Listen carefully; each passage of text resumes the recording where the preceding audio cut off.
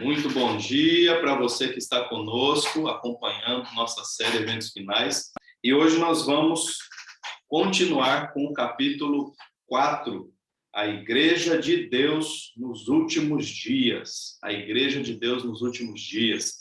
Em se tratando de igreja, a Bíblia, a própria Bíblia, ela deixa muito claro o que é a igreja, qual é o propósito da igreja. E muito antes de se falar igreja, a palavra igreja, muito antes já existia a demonstração do que é essa igreja.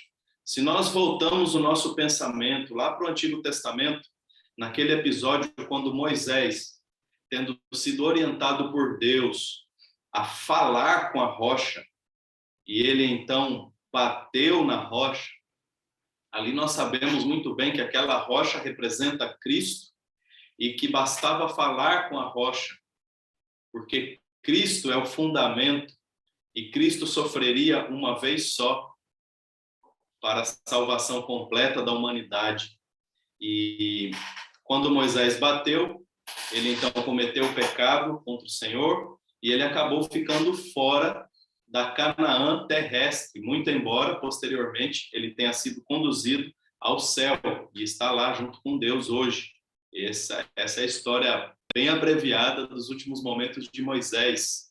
Né? Moisés não viu, aliás, ele só viu de longe a Canaã por conta desse ato, trazendo para si a responsabilidade daquilo que Deus havia falado para ele, para glorificar o próprio Deus.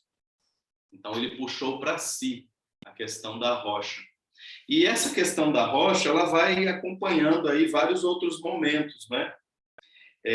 A rocha era Cristo, que é o fundamento da igreja. Posteriormente, lá no Novo Testamento, nós também encontramos naquele diálogo entre Jesus e Pedro, quando ele diz mais declaradamente, não é? Você é Pedro, e sobre esta pedra eu edificarei a minha igreja. Alguns interpretam, de forma equivocada, Pedro como sendo a própria pedra. E daí, então, alguns acreditarem que Pedro é quem tem as chaves, não é, do céu. Na verdade, ali era um trocadilho que Jesus estava fazendo, aonde Pedro, Cefas, que era o nome grego dele, Cefas, representa pedrinha, uma pedra pequena. E rocha, que é a outra palavra que aparece sobre esta pedra, edificarei a minha igreja, rocha estava relacionado a Cristo. Então Jesus estava dizendo, você, Pedro, é pequeno, você é Cefas, mas sobre esta rocha, sobre Cristo, sobre a base principal da igreja, então ela será edificada. E as portas do inferno não vão prevalecer contra ela.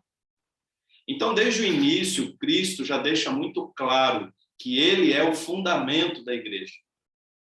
E ele deixa muito claro também de que nesse fundamento, a igreja, ela, juntamente com a humanidade agora, que a igreja é formada por indivíduos, esta igreja avança e prega o evangelho.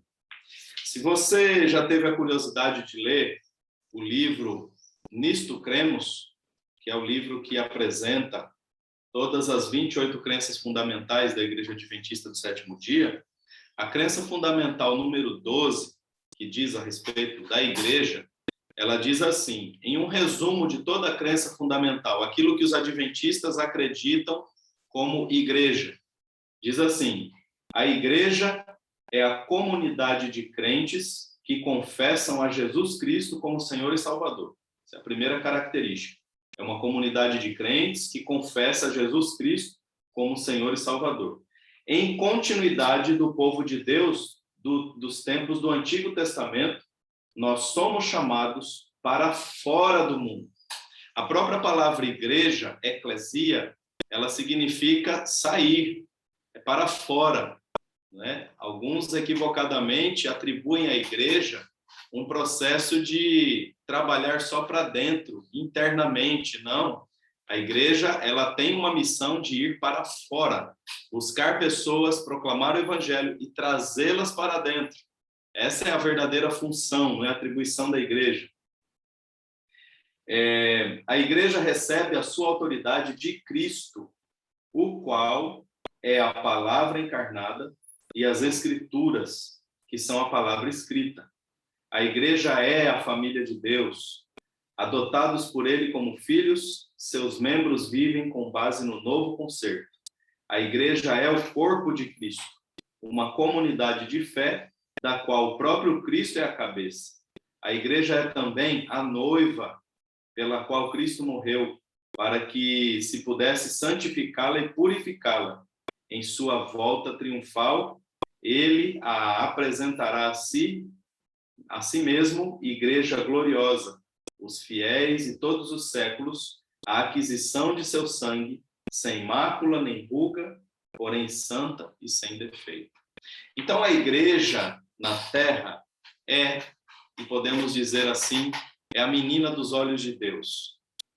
É o que ele mais se preocupa nesse planeta. E quando estou dizendo igreja, é claro, não estou dizendo construções. Não estou falando de blocos de concreto, não estou falando de estruturas. Estou falando de igreja, pessoas. Nós somos a igreja de Deus nessa terra. E como ele nos convocou para essa missão, ele agora nos comissionou para proclamar este evangelho. Daí, então, a grande importância de, nesses últimos dias, orarmos com maior intensidade, estudarmos a Bíblia com maior intensidade, especialmente os livros de Daniel e Apocalipse.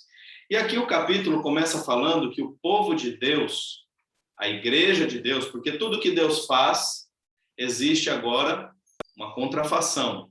Então, se existe a igreja verdadeira, logicamente vai existir também a igreja falsa. Se existe a igreja que atende, obedece os mandamentos de Deus, existe também uma igreja que não atende os mandamentos de Deus e anda de acordo com sua própria inclinação e vontade.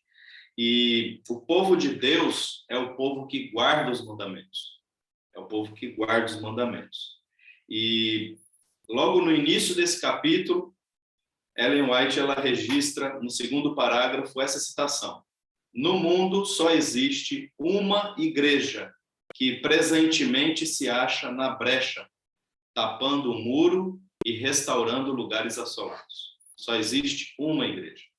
Cabe salientar que este capítulo, quase todo este capítulo, são relatos de uma grande conferência mundial da igreja que aconteceu em 1901. Em 1901, a igreja estava enfrentando algumas situações. E nesse encontro mundial de líderes da igreja adventista, que estava ali recém-formada, né, estava sendo discutido algumas coisas, entre elas ampliar a quantidade de líderes, não é? Hoje nós temos, por exemplo, um escritório mundial, que fica nos Estados Unidos, e lá existe um presidente mundial da igreja e vários outros auxiliares desse presidente, para acompanhar os diversos lugares do mundo. E em nosso território, aqui na América do Sul, um desses presidentes, ele está aqui na cidade de Brasília, e ali está, então, o que nós chamamos de sede da divisão sul-americana, que corresponde aqui aos países da América do Sul, não é?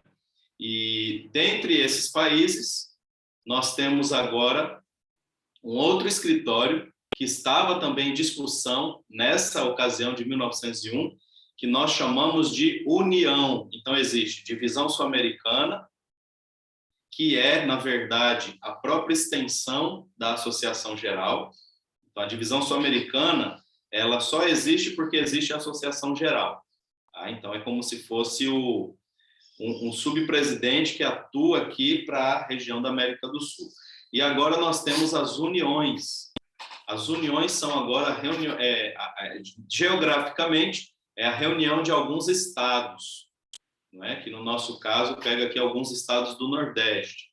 E com esses estados, especificamente esses 6 estados que compõem, todas essas igrejas compõem a União Nordeste Brasileira, e lá também tem um presidente que se reporta à divisão sul-americana. E como ainda fica grande a geografia administrativa da igreja, aí surge, então, a necessidade de escritórios regionais. E esse escritório agora, ele é, na maioria das vezes, organizado em estados. Então, aqui no nosso estado do Ceará, nós temos a Associação Cearense, que também é constituída por um presidente e tem lá os seus auxiliares, né? Tem um tesoureiro, tem um secretário, e dessa maneira, então, o estado do Ceará é atendido.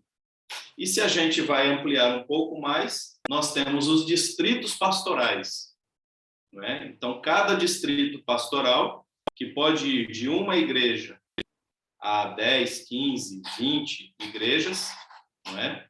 Um pastor cuida, então, de cada distrito pastoral, representando, então, a igreja naquela localidade. Por que toda essa organização? Isso era discutido em 1901. Ellen White, ela apresentava, enfaticamente, que não dá para conduzir a igreja pela cabeça de uma só pessoa. Nós não temos condições de dar conta de tanta demanda, de tantas necessidades. Nossa igreja é muito organizada e precisamos, então, de mais pessoas. Essa era uma discussão nesta Assembleia de 1901. A outra discussão, outro problema que estava acontecendo é que uma das uniões americanas da época, né, as uniões foram sendo acrescentadas, não é? E uma dessas uniões estava com um movimento muito perigoso, denominado Carne Santa. Esse movimento, de 1901, ele apregoava que as pessoas conseguiriam, ainda nessa terra, alcançarem um estágio tal de santidade a ponto de praticamente já estarem eleitas para o reino do céu. E esse movimento, que tinha como princípios êxtase espiritual, música muito barulhenta, muita agitação, encontros estranhos, uma forma de interpretar a Bíblia bem diferente do que a igreja seguia, não é? E segue até hoje. Isso tudo fez, então, com que Ellen White precisasse chegar assim com bastante ênfase e, é claro, depois de apresentar os argumentos, depois de apresentar, inclusive, uma visão que ela teve a respeito do que poderia ter acontecido de positivo nessa assembleia, se tão somente alguns desses homens, líderes da igreja, tivessem tido consciência e dependência de Deus. Então, este momento conseguiu ser bem trabalhado por conta da orientação profética. Né? Mesmo algumas pessoas ficando irritadas, mesmo algumas pessoas ficando nervosas, porque nem todo mundo gosta, né, de ser repreendido, e ela repreendeu rapidamente, com muita ênfase. Né? Ela fez questão de vir da Austrália, especialmente para este encontro, dado ao problema, dado à necessidade que o próprio Deus estava alertando para que ela viesse e então falasse como profeta do Senhor para reconduzir alguns procedimentos. Então, este capítulo 4, ele basicamente tem assim um conteúdo que diz respeito a essa assembleia. Por isso que, ao ler, você encontrou várias vezes a expressão 1901. E ela inicia, ou as compilações que estão aqui, Ruth ontem até comentou a respeito da compilação e me mandou um documento que hoje eu vou postar para vocês no grupo, explicando um pouco sobre essa questão compilação, né? Ellen White escreveu muito mesmo. Se você tiver interesse, há um aplicativo, depois eu posto no grupo o nome dele, há um aplicativo que contém todos os livros, tanto em português como em inglês, português que foram traduzidos, é lógico, e em inglês, que são as fontes originais, todos os livros, cartas, periódicos, tudo que ela escreveu em um aplicativo, e você tem condição de ter acesso ao que nós chamamos de Centro White. É um Centro White extremamente completo, não é? e lá você vai encontrar as próprias cartas que foram trocadas entre esses presidentes com Ellen White, tudo, em todas as épocas, não somente em 1901, não é? Mas aqui nós temos uma afirmação: no mundo só existe uma igreja verdadeira. Mesmo estando nesse cenário, não é? Ela ainda afirmava, e ela afirmava enfaticamente. Por quê? Porque algumas pessoas acreditavam que no momento em que a igreja se organizasse, se transformaria em Babilônia. As pessoas, os líderes, tinham uma certa resistência com a organização da igreja. Eles tinham medo que, ao se organizar, a igreja, então, ficasse comprometida como algumas outras instituições que eles conheciam. E dessa maneira eram muito resistentes à organização. Mas o próprio Deus foi quem orientou Ellen White quanto à importância, à necessidade da organização. E com esse respeito, há uma citação um pouco mais longa que eu vou ler aqui, a respeito de que a igreja verdadeira tem o testemunho de Jesus, que diz assim: a proporção que se avizinha ao fim. E aí eu pergunto para vocês, hoje nós estamos muito mais próximos do fim do que naquela época, sim ou não? É uma questão lógica, não é? E ela diz, à medida que se aproxima o tempo do fim, há um contínuo crescimento da obra. Então, se você compara a Igreja Adventista em 1901 com a Igreja Adventista hoje, você certamente percebe um contínuo crescimento, um crescimento grande, explosivo, não é?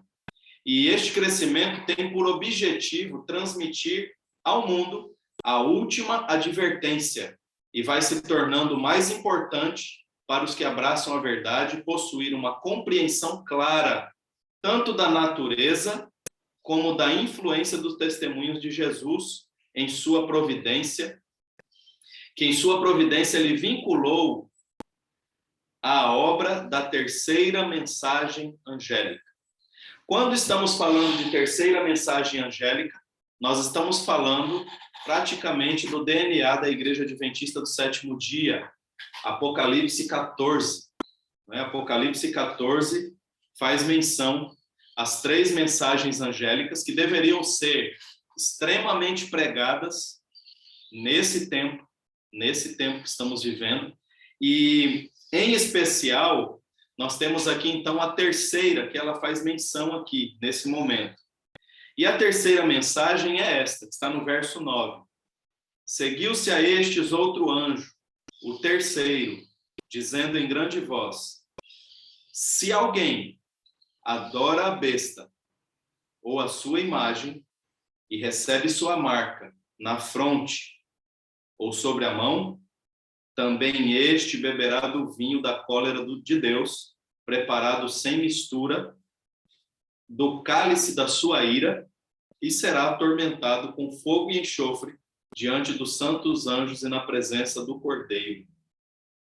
A fumaça do seu tormento sobe pelos séculos dos séculos, e não há descanso algum, nem de dia nem de noite. Os adoradores da besta e da sua imagem, e quem quer que receba a marca do seu nome. E aí encerra dizendo, aqui está a perseverança dos santos. Quem são os santos? Quem é a igreja verdadeira? Os que guardam os mandamentos de Deus e têm a fé em Jesus. Algumas pessoas, por isso que eu digo, tome cuidado com alguns sites ou com algumas informações que trazem de forma bem alarmista, de uma forma que a humanidade em geral gosta de consumir esse tipo de conteúdo, né? Quando algo é alarmista, quando algo é extravagante, as pessoas gostam. E gostam de consumir, e pior, gostam de falar para outras pessoas e indicar, não é? Tenham muito cuidado com isso. Por exemplo, um assunto que está em alta agora é exatamente este, não é? Se alguém adorar a besta, e aí diz, se recebe a sua marca na fronte, na testa ou na mão, então está recebendo o sinal da besta. Veja, por que a Igreja Adventista é tão importante nesse tempo? Para se levantar contra os enganos de Satanás. Satanás, ele joga com todo mundo. Então, se ele joga com pessoas intelectuais, ele joga com pessoas que não são tão intelectuais, ele joga com pessoas que estudam a Bíblia, com pessoas que não estudam a Bíblia, mas ele não consegue jogar com pessoas que dependem de Deus e proclamam a verdade por meio da Bíblia e somente da Bíblia. Aqueles que oram, aqueles que dependem do Espírito Santo, aqueles que interpretam a Bíblia com humildade, estes Satanás não consegue destruir e nem usar a sua boca para fazê-los proferir mentira. Então, quando se trata aqui da marca, que é a grande questão desse terceiro anjo, né? Aquele que recebe a marca da besta e aquele que recebe o selo de Deus. Note, a marca da besta, ela pode ser na testa, aqui na fronte, não é? Ou pode ser na mão. A marca de Deus só pode ser na testa. Então, dentro desta apresentação desse anjo, que o próprio capítulo de hoje orienta, que nós, Igreja Verdadeira de Deus, devemos saber e proclamar a terceira mensagem angélica, infelizmente há muita coisa. Eu lembro que na década de 90, se tem alguém dessa época aí, acredito que tenha, né? Porque eu não estou sozinho nesse barco, mas na década de 90, quando se tratava esse assunto, alguns ditos estudiosos das profecias levantavam a voz para dizer que o código de barras era a marca da besta e que seria então implantado um código de barras na mão ou tatuado na testa. Eu fico imaginando que coisa ridícula, né? A pessoa ir até lá para colocar um código de barras na testa para ser identificada agora como alguém que fez a sua escolha, né? Posteriormente, vendo que o código de barras não gerou frutos e a tecnologia avançou mais, aí depois veio a ideia do microchip, que foi até pouco tempo atrás, né? Até pouco tempo antes do corona. Então, aí agora era o microchip, que seria implantado o microchip na mão ou na testa. E esse microchip agora iria localizar as pessoas, e muitas pessoas se assombraram com isso e continuaram falando para outras que haveria um microchip. E toda vez que a ciência avança, as pessoas ficam desesperadas. E recentemente, é claro, porque as pessoas que pregam esse tipo de sensacionalismo, eles precisam de público para os seus canais de YouTube, né? Eles precisam de público para lerem as suas notícias alarmantes. E agora eles estão falando que a vacina vem repleta de microsensores e chips, e quem toma a vacina automaticamente está tomando aí a sua marca da besta. Só que eu não vi ninguém tomando vacina nem na testa nem na mão, né? Então as pessoas falam coisas absurdas e infelizmente algumas pessoas seguem e acreditam. Quando a Bíblia está dizendo que eles estão fazendo escolha, é exatamente por isso que na terceira mensagem angélica apresenta a fronte. A fronte está aqui, o lóbulo central, é onde tomam-se as decisões racionais. Então, quando alguém escolhe, assume a marca da besta, nós não estamos falando de pessoas que serão enganadas. Imagine só as senhorinhas da nossa igreja ou as senhorinhas do mundo recebendo um chip na mão, com RG, CPF e tudo, e sendo enganadas, né? E se perdendo por causa disso. Não, Deus não é assim. Na verdade, marca da besta na testa refere-se a uma escolha muito bem pensada de seguir o que a besta, ou este poder, a besta é um poder, então em seguir este poder. Que poder? O poder que tem se levantado de acordo com a própria profecia. Estados Unidos e Roma Papal. Então nós estamos falando de poderes que estão se unindo e vai chegar um momento que haverá de ser tomada uma decisão. A decisão de ter a marca da besta ou o selo de Deus. Mas qual é o selo de Deus? Há também muito questionamento a respeito disso, não é? Mas a Bíblia é clara. O selo de Deus está registrado ali nos 10 mandamentos, o 4º mandamento. Porque o selo de Deus diz quem é o que comanda aquela área. O selo de Deus diz qual é a área de domínio dele. E o selo de Deus registra todas essas coisas. Nós temos o sábado. Lembra-te do dia de sábado. Adorai aquele que fez o céu, a terra, o mar, as fontes das águas. Lá está o registro de quem é o Deus. Lá está o registro da sua característica principal, ele é criador. E lá está a demonstração também de qual é o seu domínio. Ele domina sobre todas as coisas. Então, este é o selo de Deus. E ele é colocado agora também na testa. Por quê? Porque nós temos escolhido adorar esse Deus. Em que dia da semana? No sábado. E, gente, preste atenção nisso. Hoje, talvez, possa até parecer para as pessoas que não têm um contato mais direto com a Bíblia, que é besteira falar que um dia na semana vai se tornar tão importante para o mundo a ponto de uma perseguição começar por causa dele. Mas olha nas entrelinhas. Olha os ensaios que estão sendo feitos. E repito, não estou sendo sensacionalista, apenas estou aqui alertando sobre coisas que a gente vai percebendo. Olha os ensaios que já estão sendo feitos. Sejam eles intencionais ou não intencionais. Nós já fechamos a nossa igreja por uma imposição estadual. Não foi? Quando começou a pandemia? É claro que estamos num contexto coerente, estamos compartilhando também do nosso cristianismo e estamos obedecendo regras por causa do amor ao próximo e por conta de uma questão de sanitária. Mas veja, com comando estadual, todas as igrejas se fecharam. Agora, ampliaram um pouco mais. Em alguns estados do Brasil, quem não tem a vacina não pode entrar em estabelecimentos. Veja se isso não faz sentido, não é? Uma certa, quem sabe, um certo ensaio para o que vem depois. Porque, como eu falei, a partir dessa reunião que vai acontecer agora em novembro, COP26, a partir dessa reunião, N coisas podem ser tratadas. Uma coisa que nós sabemos é que será tratado a questão muito fortemente, com várias e várias pessoas, da necessidade de uma preocupação maior com a natureza, com as questões ecológicas. E nós sabemos também, você pode entrar no próprio site do Vaticano, não é segredo para ninguém, isso não está guardado a 7 chaves, não, isso está aberto. É uma aclamação popular. As próprias pessoas estão clamando para que algo seja feito.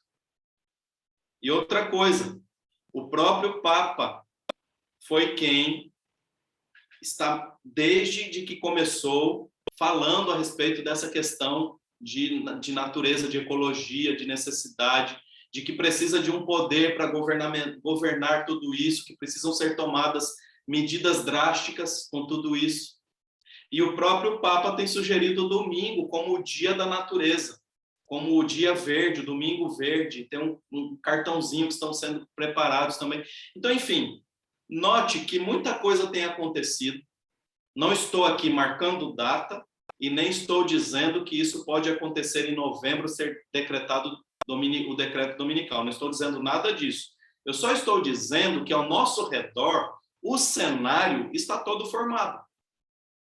E vai chegar o momento quando eu e você precisaremos agora tomar a decisão mais concreta e decidir: eu vou adorar a Deus no sábado, ou eu vou abrir mão do sábado por causa do meu emprego, por causa da faculdade, para eu poder comprar e vender, porque biblicamente está registrado de que nós não compraremos nem venderemos.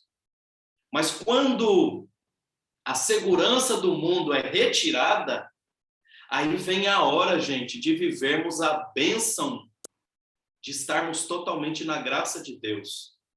E retomo com um assunto que é essencial nesse momento. É exatamente nessa hora que aqueles que foram servos e servas fiéis de Deus, que foram fiéis no pouco, serão também fiéis no mundo.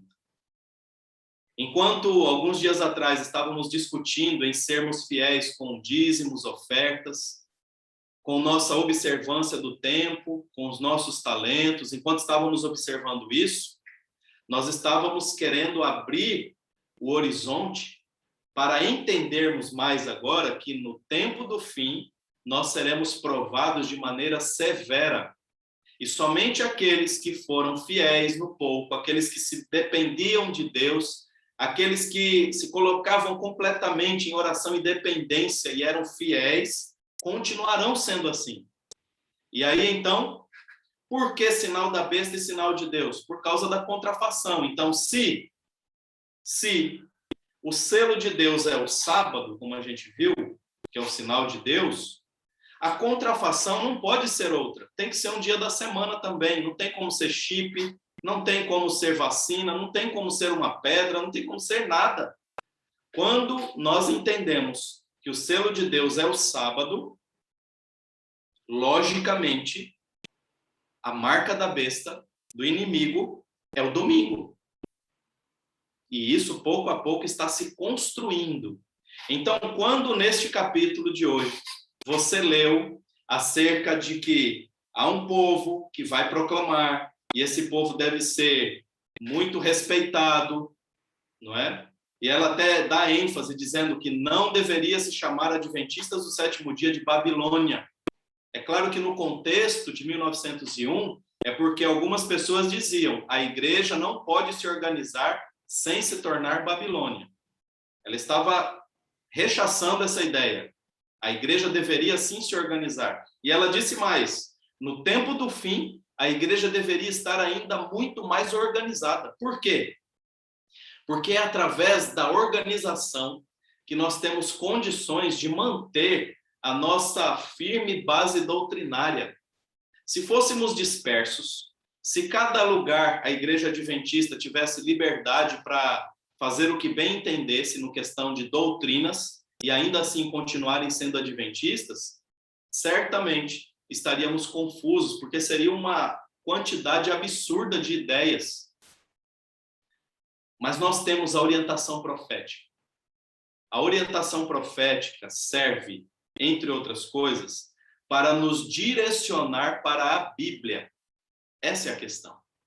Ainda nessa última assembleia de 1901 aconteceu algo, porque 1901 foi a última assembleia que Ellen White participou. 1901 foi a última. Houve uma outra assembleia em 1913, porém ela já estava muito debilitada. Em 1901 ela já estava com 80 anos de idade. E em 1913, então, foi a última assembleia ali, mas ela já não foi, não é? E em 1915 ela descansou no Senhor. Não é? Então, 1901, na sua última assembleia, ela já havia falado em vários workshops, já havia falado por diversas vezes, e ela estava agora assentada lá no backstage, né, ali por trás, naquela cadeirinha que sempre deixo ali para os palestrantes, quando, de repente, ela se levantou, voltou até lá, levantou a Bíblia e ela disse assim, recomendo-vos este livro. E aí depois foi para o seu lugar. Em todo o tempo, Ellen White recomendou, falou, pregou, lutou para que a palavra de Deus fosse a luz maior. Esta é a grande demonstração da importância da profecia. E dentro de Apocalipse 14, nós temos esta declaração muito enfática. Guarda os mandamentos de Deus e tem a fé em Jesus. E a fé em Jesus é o espírito de profecia. Então, dentro desse capítulo, nós podemos ver que a igreja adventista, mesmo sendo composta por seres humanos, e seres humanos às vezes falham, ainda assim, continua sendo a menina dos olhos de Deus. Eu estou aqui tentando encontrar, tem uma citação muito bonita, eu estou querendo ler na íntegra, onde ela diz que mesmo falha, mesmo cheia de problemas, ela ainda continua sendo a menina dos olhos de Deus, ou continua sendo aquilo que Deus ainda demonstra grande preocupação e cuidado nessa terra? Exatamente porque temos uma missão, fomos comissionados, somos a igreja de Deus. Mas Deus simplesmente olhou para a terra e falou, vai ser os adventistas? Não. Deus, desde o momento em que ele chama Abraão, e ele diz para Abraão, você vai agora para a terra que eu vou te mostrar. Em ti serão benditas todos os povos da terra. Desde aquele momento, Deus já estava chamando a igreja. Deus já estava estabelecendo uma igreja. Uma igreja que, a princípio, foi uma igreja nas residências, né? Uma igreja patriarcal. E vem ali os patriarcas, o período dos patriarcas. Mas eles eram zelosos pela palavra, pela transmissão dos valores, até então chegarmos no período do Novo Testamento, livro de Atos, quando a igreja é oficialmente instituída pelo próprio Jesus. Pronto, achei. Aqui diz assim, a igreja débil e defeituosa, precisando ser repreendida, advertida e aconselhada, é o único objeto na terra ao qual Cristo confere sua suprema consideração. O único objeto na terra. Por quê? Porque temos uma missão. Porque Jesus nos chamou para uma missão extraordinária. E neste tempo. Então, quando nós falamos sobre igreja, sobre missão da igreja, quando nós falamos que a igreja somos nós precisamos estar muito atentos a duas coisas. A necessidade do reavivamento. Que, a propósito, hoje à noite eu vou pregar na igreja e o tema vai ser direcionado a isso. Nós falamos de reavivamento, mas o que vem antes do reavivamento? Esse vai ser o tema de hoje. E, de repente, completa um pouco esse assunto de agora. Reavivamento e reforma são extremamente necessários hoje. E outra coisa, missão. Nós precisamos de missão, nós precisamos pregar o evangelho, nós precisamos advertir as pessoas usando todos os canais que tivermos à nossa disposição. Portanto, queridos, reconhecendo que a igreja é, sim, algo extraordinário, importante nesses últimos dias, e que eu e você fazemos parte da igreja, Deus, então, nos comissionou para uma grande obra, a obra de proclamação do evangelho. Os líderes da igreja que viveram no passado, homens e mulheres que levantaram essa tocha e proclamaram a verdade, eles cumpriram a missão deles, mas já estão descansando. E agora Deus precisa que se levantem novos líderes. Deus precisa que se levante uma igreja que, fazendo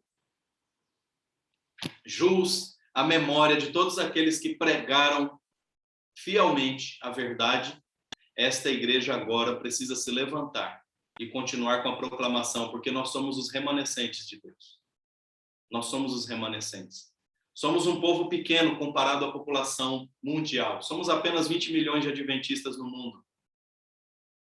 Mas somos aqueles que guardam os mandamentos de Deus e têm o testemunho de Jesus.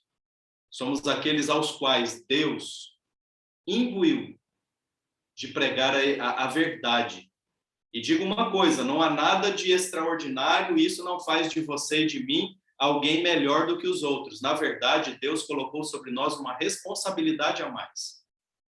E é por meio dessa responsabilidade que nós todos precisamos envolver o maior número possível de pessoas, deixar de lado probleminhas, coisas pequenas, frustrações, deixar de lado intrigas, brigas e invejas, deixar de lado luta por poder, deixar de lado tudo isso e nos apegarmos àquilo que realmente importa, que é a pregação do evangelho nesses últimos dias, para que não sejamos pegos de surpresa, para que quando o Senhor vier, nos encontre em plena atividade, proclamando o evangelho com todas as nossas forças.